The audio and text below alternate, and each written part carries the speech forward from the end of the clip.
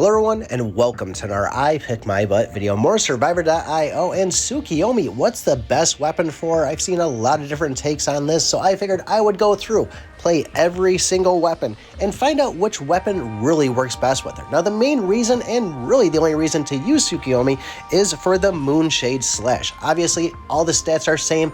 The only other reason I might say to use her is if you leveled her up higher than any other of your heroes. Now, the Moonshade Slash is a very powerful skill inside the game, but if we're not doing high damage numbers with it, what's the point of using Tsukiyomi? So we really want to prioritize making it one of the big hitters inside the game. So staying away from things like Guardian and even the Brick Evil will really help out with that.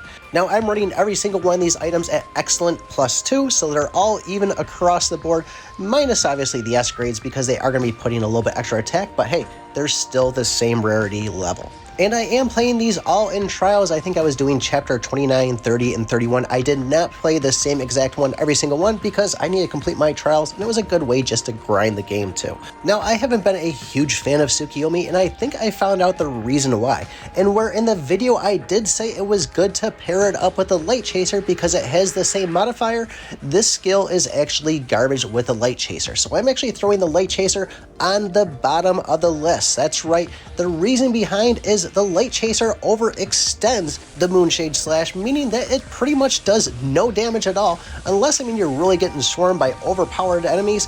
It really isn't doing the damage we would like to see. I'd rather be running in with common and get that 3% skill versus using an ability that isn't really going to do too much for us.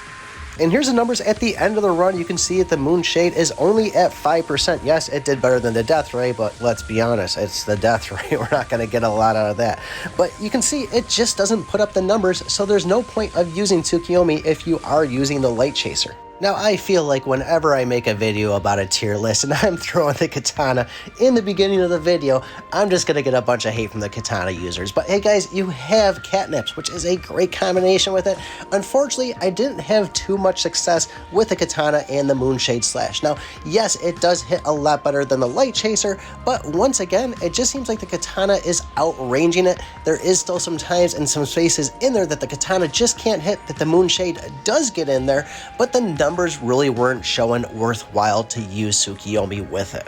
And I will say that at the beginning, before I evoed the Moonshade, it was at least doing some decent damage. I mean, it wasn't top tier, but it was still hitting good. But by the time I got both the Katana and the Moonshade evoed, it just started trickling down to the point where there really wasn't an overall damage number with it. And if you are a Katana user, well, give yourself a pat on the back. Because, I mean, look at that numbers. 46% of the damage dealt with this thing. It really is a beast. The next weapon we're going to be having is the Kunai, and I actually thought I was going to be seeing higher numbers with this, but the fact that we have the auto aim on it just seemed to take care of a lot of the mobs before we even had the chance to go and hit with the Moonshade Slash on it. Although it still is a great combo from hitting all the angles on things, but when I got the numbers through and where it seemed like I was doing a lot, most of the other abilities just seemed to do a little more. Now, I did screw up on this one and did grab the actual bricks on it and evoed that at about the 8-minute mark. So I think the numbers would have been maybe about 5% higher for the Moonshade if we dropped down the actual iron 1-ton thing down a little bit. But when it came down to it, the numbers just didn't keep up with what the Shuriken was actually doing. So for that reason, we're going to rank it in the bottom 3. And before we get too far in the video, I do want to say my priorities were to upgrade the Moonshade first, followed by upgrading the weapon. Tried the best I could. Obviously, you know how the game works. Now we're down to the top 4 weapons inside the game, and this one might tick a lot of people off because I know a lot of people love using the Moonshade with the bat. And yes, it is a lot of fun. It is great. What I did find though is before we evoed the Moonshade and evoed the bat, we were getting a good amount of hits out of the thing. Yes, it was doing an incredible amount of damage. But once we finally went and evoed the bat, well, now that overextends the Moonshade. And even getting the Moonshade evoed, the bat just still has a little bit more of a smidgen on it where it's outranging it, meaning that the bat's going to be the first one to do the damage, leaving the Moonshade as a secondary.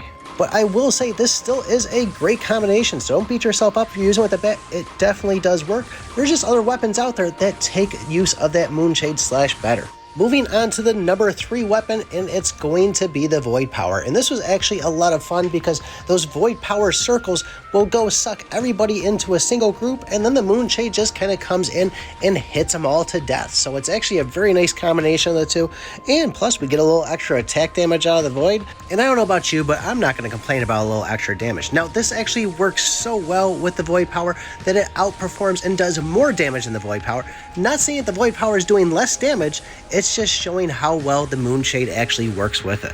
And I do want to say once again that these are just the weapons that work best with Tsukiyomi. Obviously, we rank the Light Chaser at the bottom, but for me, I honestly love the Light Chaser the most inside the game. So use this as just good information to know what works really well with Tsuki.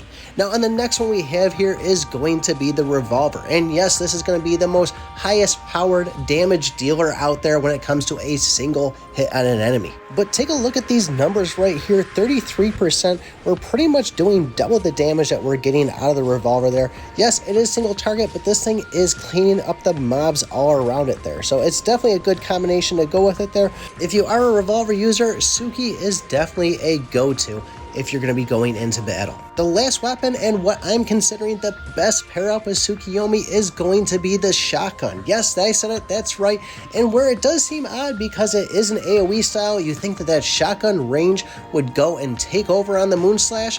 Well, I had pretty even numbers between the two of them throughout the game, but when it came down to it and we evoed both of these, which I gotta say, I was quite surprised, this Moonshade just really freaking surprised. We were doing 42% with the Moonshade. That's almost half the damage inside the game, and pair that up with the Gatling, that's almost 2/3 of the damage coming from just these two alone. So it's definitely a good combination here, especially the fact that the Moonshade is so overpowered compared to the shotgun. And as you know, the shotgun is pretty decent once we get it to that actual Gatling gun.